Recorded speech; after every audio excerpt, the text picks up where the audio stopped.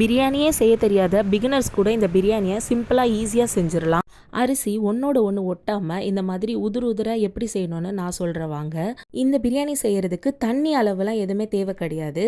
நீங்கள் வழக்கமாக எப்படி சாதம் வெடிப்பீங்களோ அதே மாதிரி பாஸ்மதி அரிசியை 75% குக் ஆகிற மாதிரி மட்டும் சாதம் வெடித்து தனியாக எடுத்து வச்சுக்கோங்க. பிரியாணி பாத்திரம் வச்சுக்கோங்க. பாத்திரம் சூடானதுக்கப்புறம் தேவையான அளவு எண்ணெய் ஊற்றிக்கலாம். பிரியாணிக்கு தேவையான பட்டை, கிராம்பு, ஏலக்காய், இலையெல்லாம் போட்டு கொஞ்சம் சூடானதுக்கப்புறம் வெட்டி வச்சிருக்க 3 பெரிய சைஸ் வெங்காயத்தை இதில் சேர்த்துக்கலாம். நல்லா கண்ணாடி பதம் வந்ததுக்கப்புறம் ஒரு 4 பச்சை மிளகாவை கீறி வச்சிருக்கேன், அதை போட்டு நல்லா வதக்கிக்கலாம். பிரியாணிக்கு மெயினே இந்த மாதிரி நல்லா கோல்டன் ப்ரௌன் கலரில் ஆகணும். அது வரைக்கும் பொறுமையாக வதக்கணும் வெங்காயத்தை. வெங்காயம் நல்லா கோல்டன் ப்ரௌன் ஆனதுக்கப்புறம் நம்ம இஞ்சி பூண்டு பேஸ்ட் ஆட் பண்ணிக்கலாம். ஆட் பண்ண உடனே தக்காளி பழம் ஒரு 3 தக்காளி பழத்தை ஆட் பண்ணிக்கலாம்.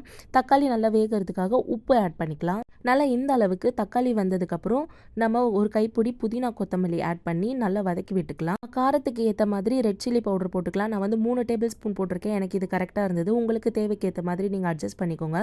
நல்லா பச்சை வாசனை போகிற அளவுக்கு வதக்கிட்டு 2 டேபிள் ஸ்பூன் கெட்டி தயிர், புளிக்காத தயிர் சேர்த்துக்கோங்க.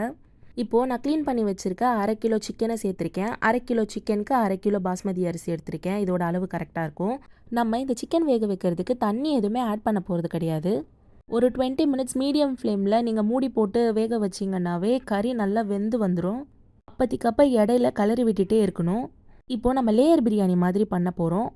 அதனால் ஒரு பிளேட்டில் தனியாக கொஞ்சம் எடுத்து வச்சுட்டு நீங்கள் லேயர் எப்படி பண்ணுவீங்களோ அந்த மாதிரி கொஞ்சம் சாப்பாடு, கொஞ்சம் கறி, கொஞ்சம் சாப்பாடு, கொஞ்சம் கறி அந்த மாதிரி நீங்கள் போட்டு லேயர் பண்ணிவிடுங்க.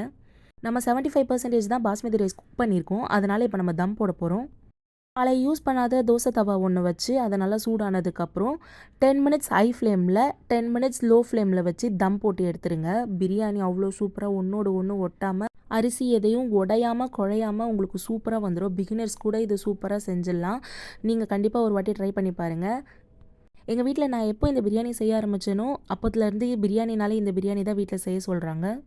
நீங்கள் ஒரு வாட்டி கண்டிப்பாக ட்ரை பண்ணி பாருங்கள். உங்கள் வீட்டில் இருக்கிறவங்களுக்கு செஞ்சு கொடுத்துட்டு எப்படி இருந்ததுன்னு சொல்லி கமெண்ட் பாக்ஸில் கமெண்ட் பண்ணுங்கள். பாய்.